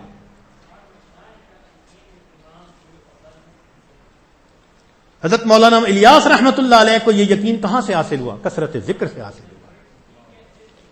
سید احمد دربندی رحمت اللہ علیہ، دربند ایک شہر تھا، تاتاری فتنہ آیا، مسلمان شہر ہی چھوڑ کے چلے گئے۔ ایک بزرگ سفید بال گھر چھوڑ کے مسجد میں چلے گئے۔ تاتاری شہزادہ آتا ہے، خوش ہوتا ہے، ہماری اتنی ہیبت طاقت، مسلمان ہی شہر چھوڑ کے بھاگ گئے۔ کسی نے کہا ایک بوڑھا موجود ہے، کہتے گرفتار کر کے پیش کرو۔ بیڑیاں ڈالی گئیں، ہتکڑیاں لگائی گئیں، بادشاہ کے سامنے پیش ہوئے۔ اس نے کہا بڑے میاں شہر کیوں نہیں خالی کیا؟ اس نے کہا میں نے گھر تو خالی کر دیا تھا، باقی خدا کے گھر میں تھا، وہاں سے میں کیوں نکلتا بھائی؟ اب تمہیں تمہارا خدا بچائے گا؟ تو جب اس شہزادے نے یہ کہا کہ کیا اب تمہیں تمہارا خدا مجھ سے بچائے گا، ہاتھ میں ہتکڑیاں تھیں، فرمان لگے اللہ۔ اللہ کا لفظ کہنا تھا، ہتکڑی ٹوٹ کے نیچے گر جاتی ہے۔ سمجھدار تھا۔ اس نے کہا اچھا میں آپ کو اس شہر میں رہنے کی اجازت دیتا ہوں۔ شیخ احمد دربندی رحمت اللہ علیہ ہمارے سلسلے کے بزرگ، رہنا شروع کر دیا۔ یہ شہزادہ رات کے اندھیرے میں عقیدت کی وجہ سے کبھی کبھی ان کو ملنے جاتا تھا۔ دل کے اندر ان کی بزرگی کا یقین بیٹھ گیا تھا۔ ایک دن انہوں نے فرمایا کہ ایک وقت آئے گا کہ تجھے تخت و تاج ملے گا۔ اس نے وعدہ کر لیا کہ جس دن مجھے تاج ملے گا میں ایمان کا اظہار کر دوں گا، اس سے پہلے اظہار نہیں کر سکتا، مجھے قتل کر دیا جائے گا۔ وہی 30 سال گزرے۔ 30 سال کے بعد اس شہزادے کو تاج پہنایا گیا اور اس نے اپنے ایمان کا اظہار کر کے پوری تاتاری قوم کو مسلمان بنا دیا. یہ شیخ احمد دربندی کا کیسے یقین بنا تھا؟ کثرت ذکر سے بنا تھا. ہاں نہ کوئی کثرت ذکر کرے، نام بناتا پھرے، پھر تو یقین نہیں نہ بنتا. اس لیے کثرت کثرت کثرت، اس کے بغیر حال نہیں بدلتا اندر کا. ہمارے اکابر اپنے بچوں کو یہ ایمان سکھاتے تھے. چنانچہ دہلی میں ایک قطب مینار بنا ہوا ہے، ایک بزرگ ہیں وہاں لیٹے ہوئے، ان کا نام تھا قطب الدین بختیار کاکی رحمت اللہ علیہ. جب ان کی ولادت ہوئی تو ماں باپ نے سوچا کہ ہمارا بچہ پیدا ہوا، ہم اس بچے کو پکا مومن بنائیں گے، اس کے دل میں اللہ کی محبت کو بھر دیں گے. وہ پلان کرتے رہے کیا کریں گے، کیسے کریں گے. بچہ ذرا بڑا ہوا، اسکول جانے لگا. اب اس کی ماں نے اپنے ایک پلان کو افیکٹو کیا. ایک دن بچہ مدرسے سے پڑھ کے آیا، کہتے ہیں امی بھوک لگی ہے. بیٹا کھانا تو ہمیں بھی اللہ تعالیٰ دیتے ہیں، آپ کو بھی اللہ تعالیٰ دیں گے، ہم بھی اللہ سے مانگتے ہیں، تم بھی اللہ سے مانگو. وہ چھوٹا سا بچہ تھا، کہتے امی میں کیسے مانگوں؟ بیٹا وضو کرو، مصلی پہ بیٹھو. بچے نے وضو کر لیا، مصلی پہ بیٹھ گیا. امی اب کیا کروں؟ بیٹا ہاتھ اٹھا کے دعا مانگو. اب وہ چھوٹا سا بچہ ہاتھ اٹھا کے دعا مانگتا ہے، اللہ میں مدرسے سے آیا ہوں، تھکا ہوا ہوں، میرے ابو امی کو بھی روٹی آپ دیتے ہیں، مجھے بھی روٹی آپ دے دیجیے. امی اب کیا کروں؟ ماں نے کہا بیٹا اللہ نے تمہارا کھانا بھیج دیا ہوگا، تم ذرا دیکھو کہیں. وہ کمرے میں ماں نے پکا کے پہلے سے رکھا ہوا تھا. بچہ گیا، ایک دو چیز جگہ دیکھی تو روٹی کی تو مہک بھوک میں دور سے آ جاتی ہے. اس نے جلدی سے روٹی وہاں سے نکال لی. اب بچہ بڑا خوش، امی اللہ نے بھیجی ہے. ماں نے کہا ہاں بیٹا اللہ نے بھیجی ہے. اب روز کا یہ معمول، ماں کھانا رکھ دیتی، بچہ آتا دعا مانگتا، پھر جب ملتا بچہ بڑا خوش ہوتا. اب جب بچے کو بار بار کھانا ملنے لگا تو اس کے ذہن میں ایک تجسس پیدا ہوا، امی اللہ سب کو روٹی دیتے ہیں، اللہ اتنے بڑے ہیں، اللہ کے خزانے اتنے بڑے ہیں. اب وہ روز اللہ کے بارے میں باتیں پوچھتا اور ماں سمجھاتی، ہاں بیٹا اللہ اتنے بڑے ہیں، انہوں نے پیدا بھی کیا، انہوں نے ہمیں پالنا بھی ہے، ہر نعمت وہی دیتے ہیں. تو بچے کے دل میں محبت بڑھنے لگی. ماں بڑی خوش ہوتی کہ میرے بچے کے دل میں اللہ کی محبت بڑھتی جا رہی. بچہ پیار سے نام لیتا، پوچھتا ہم کب اللہ کو ملیں گے، کب اللہ کے پاس جائیں گے. سلسلہ چلتا رہا. اللہ کی شان دیکھیں، ایک دن ماں کو کسی کام کے سلسلے میں تقریب میں رشتہ داروں کے یہاں جانا تھا. وہاں گئی اور اسے وقت کا خیال نہ رہا. جب وقت دیکھا تو بچے کے گھر آنے کا ہو چکا تھا. نہ اس نے کھانا پکایا تھا نہ چھپایا تھا. اب یہ پریشان کہ اگر میرا بچہ آیا اور اس نے اسی طرح دعا مانگی اور کھانا نہ ملا تو میرے بچے کا تو یقین ہی ٹوٹ جائے گا. اب برقع اٹھایا، پہنا اور جا رہی ہے، اور راستے میں رو بھی رہی ہے اور روتے روتے دعا مانگ رہی ہے، اللہ میں نے تو بچے کا یقین بنانے کے لیے یہ نقشہ بنایا تھا، میرے اس کوتاہی کی وجہ سے بچے کا یقین نہ کہیں ٹوٹے. گھر پہنچی، دیکھتی ہے بچہ مزے سے سو رہا ہے. کہنے لگی اچھا پہلے روٹی پکا لوں. روٹی پکائی، اپنی جگہ چھپائی، آ کے بچے کا بوسہ لیا، اس کو جگایا. بچہ اٹھا، ماں کے گلے لگ گیا. ماں نے کہا بیٹے آج تو تجھے بڑی بھوک لگی ہوگی. کہتے ہیں اماں نہیں بھوک تو نہیں لگی. کیوں بیٹے؟ اماں میں مدرسے سے آیا تھا اور میں نے وضو کیا، مصلی پہ بیٹھا اور میں نے دعا مانگی، اللہ میں تھکا ہوا ہوں، بھوک لگی ہوئی ہے اور آج تو امی بھی گھر پہ نہیں ہے، اللہ مجھے کھانا دے دے. پھر امی میں کمرے میں گیا اور وہاں پہ مجھے ایک روٹی پڑی مل گئی، مگر امی جو مزہ مجھے آج آیا وہ مزہ روٹی میں کبھی نہیں آیا تھا. میں اپنے بیٹوں کا یقین بناتی تھی اللہ کی ذات پر. ایک ایک گھر کے اندر ماں اپنے بچوں کو اللہ سے جوڑتی تھی. تو کثرت دعوت یا کثرت ذکر، کبھی اللہ نے امت کو اس طریقے سے ایمان کی یہ نعمت بخشی، کبھی امت کو اس طریقے سے ایمان کی نعمت بخشی۔ تاہم جب بندے کا اللہ تعالیٰ کی ذات پہ ایمان پکا ہو جاتا ہے، پھر اللہ تعالیٰ اس کی امیدوں کو پورا کر کے اپنے وعدوں کو پورا کر کے دکھا دیتے ہیں۔ اس لیے ہم اللہ رب العزت کے وعدوں کے اوپر پکا یقین کر لیں اور عہد کر لیں کہ آج کے بعد ہم نے کوئی کام شریعت کے خلاف نہیں کرنا۔ جب ایمان پکا ہوگا تو پھر کیوں کریں شریعت کے خلاف؟ کوئی سولی پہ چڑھا دے، کوئی پہاڑ سے نیچے گرا دے، کوئی آگ کے اندر ڈال دے، ہم گوارا کر لیں گے، شریعت کے حکم کو توڑنا گوارا نہیں کریں گے۔ یہ جب دل کے اندر کیفیت ہوتی ہے نا تو پھر ایمان کی حلاوت نصیب ہو جاتی ہے۔ اس لیے تو صحابہ کرام فرماتے ہیں ہم نے ایمان کی حقیقت کو بدر والے دن تلواروں کے سائے کے نیچے پایا تھا۔ سیکھنا پڑتا ہے یہ۔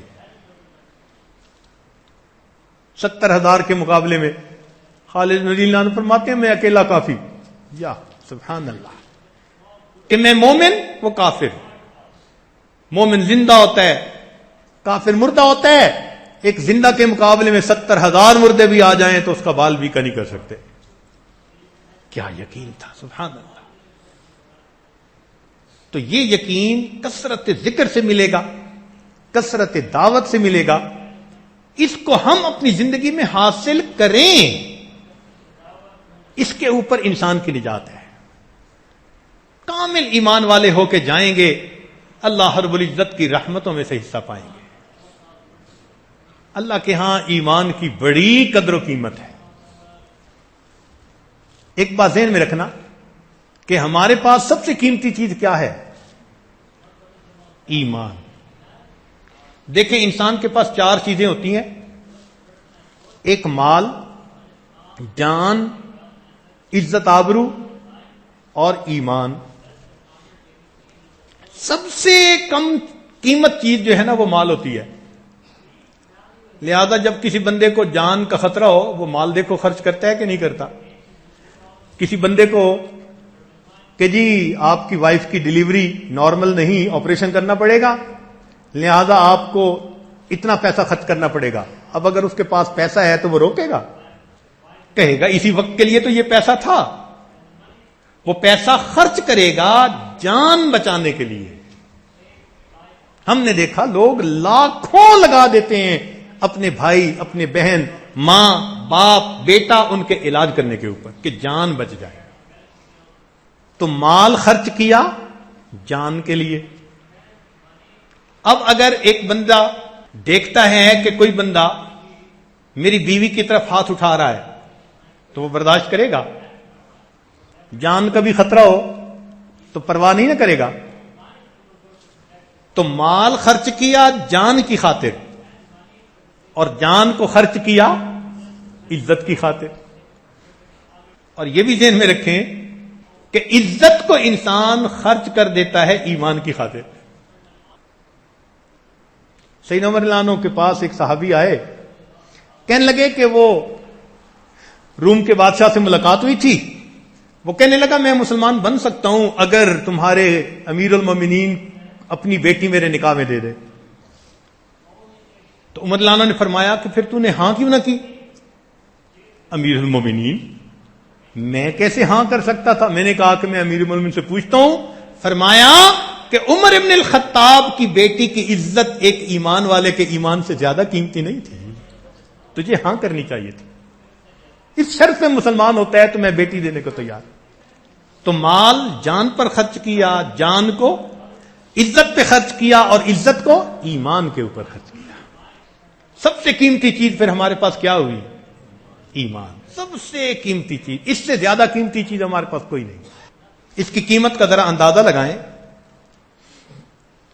ہارون رشید اپنی بیوی کے ہمراہ دریا کے کنارے ذرا چہل قدمی کر رہا ہے۔ اس وقت کے ایک بزرگ تھے بہلول دانا رحمت اللہ علیہ، وہ بھی بیٹھے ہوئے ہیں۔ ہارون رشید نے بڑھ کے پوچھا بہلول کیا حال ہے، کیسے ہو؟ ٹھیک ہو، کیا کر رہے ہو؟ میں ریت کے گھر بنا رہا ہوں. کس لیے بھائی؟ کہ جو اس کو خریدے گا تو میں دعا کروں گا اللہ اس مکان کے بدلے اس کو جنت کا گھر عطا فرما دے. دعا کروں گا. کیا قیمت ہے؟ 1 دینار. بادشاہ صاحب سمجھے کہ یہ مست آدمی ہے، ہوا میں ہے، بیٹھا ہے اپنے کام میں. آگے چلا گیا. پیچھے زبیدہ خاتون اس کی بیوی آئی. اس نے بھی آ کے سلام کیا، پوچھا کیا کر رہے ہو؟ وہی جواب. کیا قیمت ہے؟ اس نے کہا 1 دینار. اس نے پرس سے 1 دینار نکالا اور دے دیا. بہلول میرے لیے دعا کر دینا. یقین تھا کہ اللہ والے کی دعا اللہ کے ہاں قبول ہوگی. لو جی، رات کو ہارون رشید صاحب گھر میں سوئے ہوئے ہیں، جنت کا نظارہ دیکھتے ہیں. اسکائی لائن، شیشے کے مکان، ہیرے اور موتی کے. ایک کے اوپر سائن بورڈ لگا ہوا ہے زبیدہ خاتون. بڑا خوش ہوا، یہ تو اپنی بیوی کی ہے. چلتے ہیں ذرا. جب دروازے میں داخل ہونے لگا تو ایک سیکیورٹی گارڈ تھا. اس نے کہا پروو یور آئیڈینٹی. کہتے ہیں میں اس کا خامد ہوں. اس نے کہا سوری. اس جہان کا یہ دستور ہے، جس کا نام ہوتا ہے اسی کو اندر داخل ہونے کی اجازت ہوتی ہے، دوسرے کو نہیں. آپ جاؤ پیچھے. جب اس نے بادشاہ صاحب کو دھکا دیا نا تو آنکھ کھل گئی. اب پریشان. 2 پریشانیاں. ایک پریشانی تو یہ کہ میں نے موقع مس کر دیا، اور اس سے بڑھ کر پریشانی یہ کہ بیوی مجھ سے عقل مند نکلی. خامد کو بڑی مشکل ہوتی ہے جب کبھی بیوی کی بات سچی نکل آئے ہیں. اب یہ اس سے بڑھ کے پریشانی. خیر، صبح اٹھا، دربار میں دل نہیں لگ رہا، ڈپریشن ہے. دل میں خیال آیا کہ اچھا آج میں پھر جاؤں گا. اگر آج بہلول بیٹھا ہوا گا نا تو میں 1 مکان تو اس سے خرید ہی لوں گا. اگلے دن ذرا جلدی پہنچ گیا. اللہ کی شان، بہلول پھر بیٹھا ہے، وہی ریت کے مکان بنا رہے بچوں کی طرح. بہلول کیا کر رہے ہو؟ مکان بنا رہے. کس لیے؟ جو خریدے گا دعا کروں گا اللہ اس کے بدلے اس بندے کو جنت میں مکان عطا فرمائے. بہلول کیا قیمت ہے؟ اس نے کہا ساری دنیا کی بادشاہی. ساری دنیا کی بادشاہی تو میں دے بھی نہیں سکتا، اتنا مہنگا. کل 1 دینار میں دے رہے تھے. بہلول نے جواب دیا بادشاہ سلامت، کل بن دیکھا سودا تھا، آج دیکھا ہوا سودا ہے. آج قیمت ڈیفرنٹ ہے، آج مشاہدہ ہو چکا. یہی ایمان. آج بن دیکھا معاملہ ہے. کلمہ پڑھنے پہ جنت ملتی ہے، موت کے وقت ساری دنیا خرچ کر دیں گے، اللہ تعالیٰ اس کے بدلے جنت نہیں عطا فرمائے. اس لیے ایمان کی ویلیو یہی کہ بن دیکھے ہم نے مانا ہے. اللہ کے ہاں اس کی بڑی قدر و قیمت ہے. کہتے ہیں کہ حضرت یوسف علیہ السلام کے زمانے میں ایک نوجوان ٹینیجر تھا. وہ گندم لینے کے لیے آیا تو لوگوں نے اس کو گندم دے دی جو ترتیب بنی ہوئی تھی. اس نے کہا مجھے اور چاہیے. ان کا بھئی اگر اور لینی ہے تو وہ یوسف علیہ السلام کے پاس جائیں، ان کے پاس اتھارٹی ہے، ان کی جیورسڈکشن میں ہے، وہ دے دیں گے. یہ بچہ آ گیا، حضرت مجھے گندم اور چاہیے. ان کا اچھا بھی اس کو اتنی اور دے دو. اس نے کہا حضرت اور چاہیے.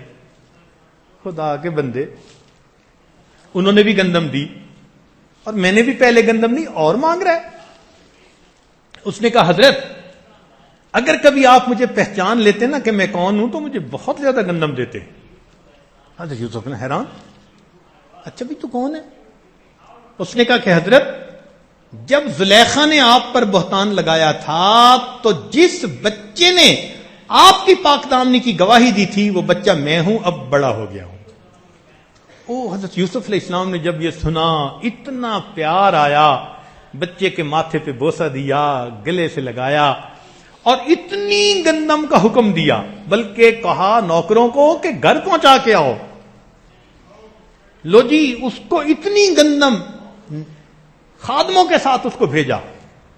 جب اس کو اتنی عزت سے روانہ کیا تو رب کریم نے وہی نازل فرمائی، اے میرے یوسف علیہ السلام، آپ نے اس کو بڑا پروٹوکول دیا، اتنی عزت سے روانہ کیا. تو عرض کیا یا اللہ یہ وہ نوجوان ہے جس نے میری پاک نامی کی گواہی دی تھی. آج جب یہ میرے پاس آیا تو میرا دل چاہا کہ میں اس کو اتنا دوں جو میں دے سکتا ہوں. اس نے میری پاک دامنی کی گواہی دی ہوئی ہے. اللہ تعالیٰ نے فرمایا یوسف علیہ السلام پھر گواہ رہیے گا. جس نے آپ کی پاک دامنی کی گواہی دی جب آپ کے پاس آیا آپ نے اتنا دیا جو آپ کے اختیار میں تھا.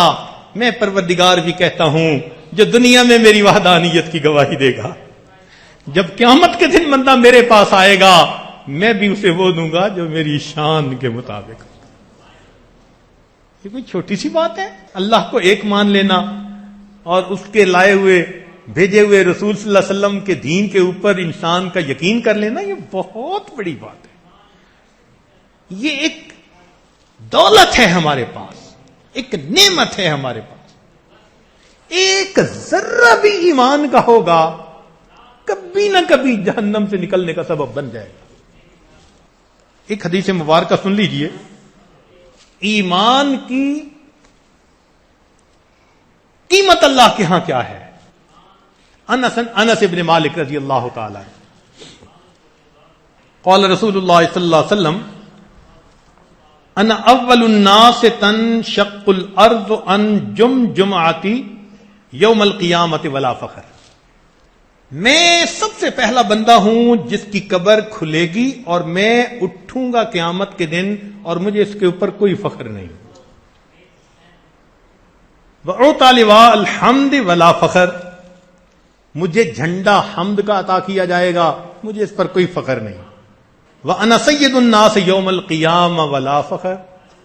میں قیامت کے دن انسانوں کا سردار ہوں گا, مجھے اس پر کوئی فخر نہیں.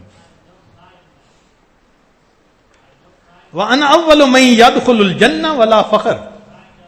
اور میں سب سے پہلے جنت میں داخل ہوں گا اور مجھے اس پر کوئی فخر نہیں. وَأَنَا آتِي بَابَ الْجَنَّةِ فَآخُذُ بِحَلْقَتِهَا. اور میں جنت کے دروازے پر آؤں گا اور اس کے ہینڈل کے اوپر ہاتھ رکھوں گا. کھولنے کے لیے ہوتا ہے نا, میں اس کے حلقے کے اوپر ہاتھ رکھوں گا. فَيَقُولُونَ مَنْ هَذَا. فرشتے پوچھیں گے کون ہے بھائی؟ فَأَقُولُ أَنَا مُحَمَّد صلی اللہ علیہ وسلم. میں کہوں گا میں محمد صلی اللہ علیہ وسلم ہوں. فَيَفْتَحُونَ لِي. میرے لیے وہ جنت کا دروازہ کھول دیں گے. فَأَجِدُ الْجَبَّارَ تَبَارَكَ وَتَعَالَى مُسْتَقْبِلِي فَأَسْجُدُ لَهُ. جیسے جنت کا دروازہ کھلے گا میں اندر داخل ہوں گا اور میں اللہ کو اپنے سامنے دیکھوں گا اور میں سجدے میں جا گروں گا. اللہ اکبر کبیرہ. فَيَقُولُ. اللہ رب العزت مجھے فرمائیں گے ارفع رأسک یا محمد صلی اللہ علیہ وسلم. اے محمد صلی اللہ علیہ وسلم اپنا سر اٹھائیے. وَقُلْ يُسْمَعُ مِنْكَ وَقُلْ يُقْبَلُ مِنْكَ وَاشْفَعْ تُشَفَّعْ. آپ کہیے آپ کی بات سنی جائے گی, آپ کی بات کو ہم پورا کر دیں گے, آپ کی شفاعت کو ہم قبول کریں گے.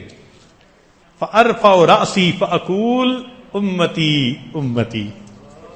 نبی علیہ السلام فرماتے ہیں میں اپنا سر اٹھاؤں گا, کہوں گا اللہ میری امت میری امت.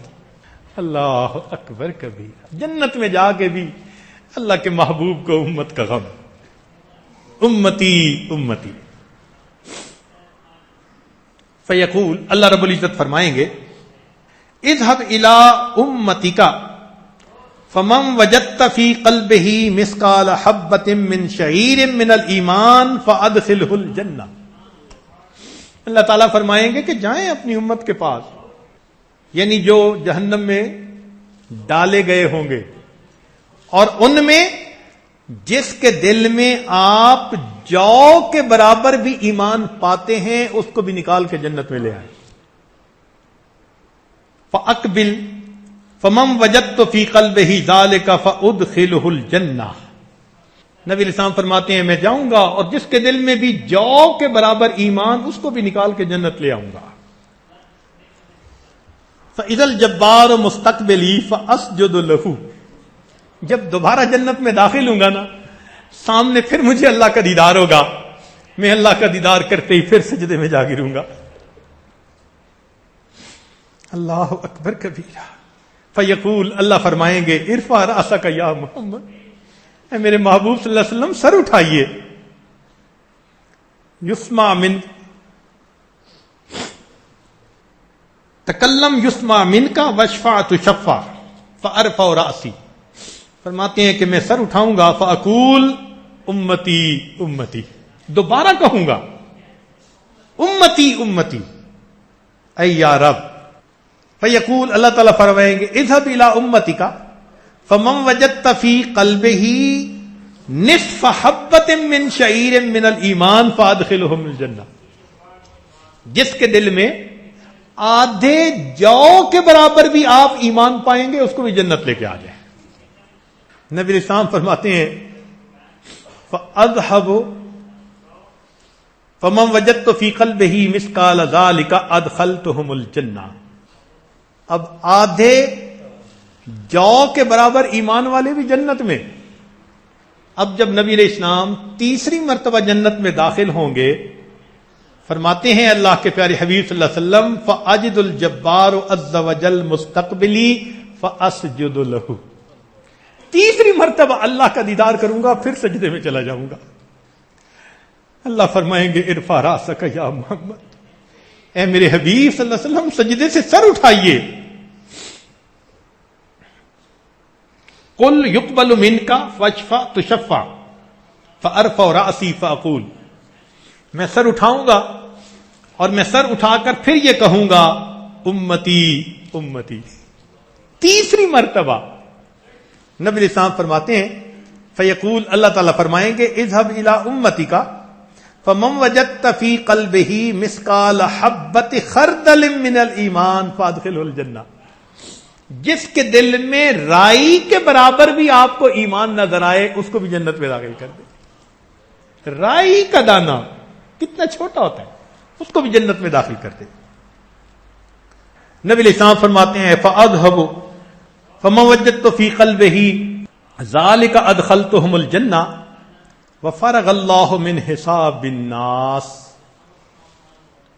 رائی کے دانے کے برابر بھی جن کے دل میں ایمان ہوگا نا ان کو بھی میں جنت میں داخل کر دوں گا، اور اللہ تعالیٰ حساب سے فارغ ہو جائیں گے۔ اب پیچھے کون بچا؟ جن کے دل میں رائی سے بھی کم ہوگا۔ وَأُدْخِلَ مِن بَقِيَ مِنْ أُمَّتِيَ النَّارِ مَعَ أَهْلِ النَّارِ، اور جو میری امت میں سے باقی ہوں گے نا، رائی کے دانے سے بھی تھوڑا ایمان ہوگا، وہ جہنمیوں کے ساتھ جہنم میں ڈال دیے جائیں گے۔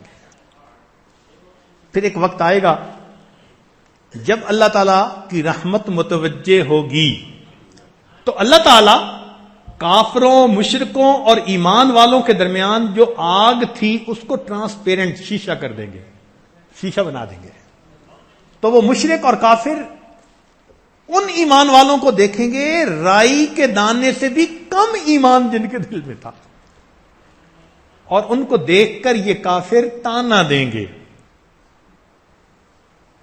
فیقول اہل النار ما اغنا عنکم انکم کنتم تعبدون اللہ لا تشرکون بہ شیئا، تمہیں کیا فائدہ ملا؟ اللہ کے ساتھ کسی کو شریک نہیں ٹھہراتے تھے، اس کی عبادت کرتے تھے، ہمارے ساتھ ہو نا جہنم میں۔ تانا دیں گے۔ جب وہ تانا دیں گے فیقول الجبار، اللہ رب العزت ارشاد فرمائیں گے فبعزتی لأوتقنہم من النار، مجھے اپنی عزت کی قسم رائی سے کم جن کے دل میں ایمان ان کو بھی میں آگ سے باہر نکال دوں گا۔ چنانچہ جبریل علیہ السلام جائیں گے اور ان لوگوں کو بھی جہنم سے نکالیں گے۔ فیرسل الیہم فیخرجون من النار قد امتحشوا، ان کے چہرے جلے ہوئے ہوں گے جیسے کوئلہ جلا ہوا ہوتا ہے۔ فیدخلون الجنۃ فی نہر الحیات، ان کو نہر حیات پانی کی ایک حوض ہوگا اس میں ان کو ڈالا جائے گا۔ فینبتون فیہ کما تنبت الحبۃ فی غصاء السیل، جیسے دانہ ڈالے نا کسی جگہ تو اگ آتا ہے، اس طرح یہ وہاں سے اگ آئیں گے۔ اللہ ان کو نیا صحیح جسم عطا فرما دیں گے، خوبصورت جسم عطا فرما دیں گے۔ وَيُكْتَبُ بَيْنَ أَعْيُنِهِمْ هَؤُلَاءِ أُتَقَاءُ اللَّهِ، ان کے ماتھے کے اوپر مہر لگائی جائے گی اللہ کے آزاد کردہ رعایتی پاس. یہ اتقاء اللہ ہے. فَيُذْهَبُ بِهِمْ فَيَدْخُلُونَ الْجَنَّةَ. اب یہ جب جنت میں داخل کیے جائیں گے تو جنتی لوگ ان کو دیکھیں گے اور ان کے اوپر ٹھپا بھی لگا ہوا ہوگا رعایتی پاس. فَيَقُولُ لَهُمْ أَهْلُ الْجَنَّةِ. تو جنتی ان کو کہیں گے هَؤُلَاءِ الْجَهَنَّمِيُّونَ. وہ جہنمی ہے, ادھر سے رعایتی پاس ہو کے آگے جنت میں. اب یہ اللہ سے ندا کریں گے کہ اللہ جب جنت میں داخل ہی کر دیا تو پھر یہ ٹپا ہی ہٹا دیجیے. فَيَقُولُ الْجَبَّارُ بَلْ هَؤُلَاءِ اتَقَاءُ الْجَبَّارِ عَزَّ وَجَلَّ. اللہ تعالیٰ ان کا یہ ٹھپا ہٹا دیں گے. امام غزالی رحمت اللہ علیہ اپنی کتاب میں یہ حدیث نقل کرنے کے بعد لکھتے ہیں کاش کہ میں بھی ان رعایتی پاس جہنمیوں میں سے ہو جاتا. اللہ اکبر کبیرہ. اتنے بڑے بزرگ اللہ اکبر ترستے ہیں, نعمت کرتے, وش کرتے ہیں کہ کاش مجھے بھی ان میں شامل کر لیا جاتا. امام ربانی مجدد ثانی رحمت اللہ علیہ کو اللہ نے ایک بیٹا عطا کیا. الہام ہوا ان کی پیدائش سے پہلے کہ آپ کو ایسا بیٹا ملے گا جو زندگی میں کبیرہ گناہ کا کبھی مرتکب نہیں ہوگا. انبیاء معصوم ہوتے ہیں, اولیاء محفوظ ہوتے ہیں. تو پہلے بشارت مل گئی کہ اللہ کی ایسی حفاظت ہوگی, کبھی کبیرہ گناہ نہیں کریں گے. مجدد ثانی رحمت اللہ علیہ نے ان کا نام محمد معصوم اس لیے رکھا اور یہ حضرت کے جانشین بنے. 9 سال کی عمر میں حضرت امام ربانی مجدد ثانی رحمت اللہ علیہ سے اجازت خلافت نسبت کی بشارت مل گئی. 9 سال کی عمر, ابھی پہلا سال تھا. رمضان کے مہینے کے اختتام پر عید کے چاند میں کوئی جھگڑا سا بن گیا. امام ربانی مجدد ثانی رحمۃ اللہ نے عید کی نماز پڑھی. ایک بندے نے آ کے کہا جی کہ ہم نے جو عید کی نماز پڑھ لی ہے ہم نے ٹھیک کیا یا جنہوں نے نہیں پڑھی انہوں نے ٹھیک کیا؟ تو امام ربانی مجدد ثانی رحمۃ اللہ علیہ نے ایک بچے کو گھر بھیجا کہ جاؤ اور پوچھ کے آؤ کہ کیا محمد معصوم نے دودھ پیا یا نہیں پیا. انہوں نے کہا جی پی لیا. تو امام ربانی مجدد ثانی رحمۃ اللہ فرمانے لگے مجھے اللہ نے ایسا بیٹا دیا رمضان کے دنوں میں سحر سے لے کے افطار تک یہ ماں کا دودھ نہیں پیتا تھا. آج اس نے پی لیا, اس کا مطلب ہے عید کا دن شروع ہو چکا ہے. ایسا مجدد ثانی رحمۃ اللہ مسجد سے باہر نکلتے ہیں, دیکھتے ہیں نمازیوں کے کچھ جوتے ادھر ہیں کچھ ادھر ہیں. پوچھا یہ کس نے کیا؟ ان کا جی محمد معصوم کھیل رہا تھا, اس نے کچھ جوتے ادھر لگا دیے کچھ ادھر. حضرت فرماتے ہیں میں جب متوجہ ہوا تو مجھے پتہ چلا کہ ادھر والے اصحاب الیمین تھے اور ادھر والے اصحاب الیسار تھے, اصحاب الشمال تھے. یہ جنتی یہ جہنمی, یہ سعید ہیں وہ شقی ہیں. حضرت فرماتے ہیں میں گھبرا گیا, چھوٹی عمر کا بچہ ہے, اس کا کشف اتنا تیز ہو گیا. باقی باللہ رحمت اللہ علیہ کو خط لکھا, حضرت چھوٹا سا بچہ اتنا کشف تیز ہو گیا. حضرت نے فرمایا میرے پاس بھیجو میں علاج کرتا ہوں. اتنی بصیرت والے 3000 سے زیادہ خلفاء تھے ان کے. حضرت امام ربانی مجدد ثانی رحمت اللہ علیہ کے جانشین بنے. لاکھوں لوگ ان کے ہاتھ پر بیٹھ ہوئے, لاکھوں لوگ, دنیا کے لوگ آتے تھے اور ان کے ہاتھ پہ بیعت ہوتے تھے. وقت کے بادشاہوں نے بیعت کی. وہ محمد معصوم جن کے لیے الہام ہوا کبیرہ گناہ نہیں کریں گے, جو رمضان کے مہینے میں بچپن میں دودھ نہیں پیتے تھے, جن کو اللہ نے ایسی بصیرت عطا کی تھی, وہ محمد معصوم رحمت اللہ علیہ دعا مانگتے ہیں اے اللہ اس قابل تو نہیں کہ آپ سے میں جنت مانگوں, اتنی تمنا ضرور ہے کہ قیامت کے دن بخشش کیے ہوئے گناہگاروں میں میرا بھی نام شامل فرما لے. اللہ اکبر کبیرہ. اے اللہ قیامت کے دن بخشش کیے ہوئے گناہگاروں میں میرا بھی نام شامل فرما لے. اللہ اکبر کبیرہ. اللہ رب العزت ہمارا بھی نام قیامت کے دن ان بخشش کیے ہوئے گنہگاروں میں شامل فرمائے. وآخر دعوانا ان الحمد للہ رب العالمین.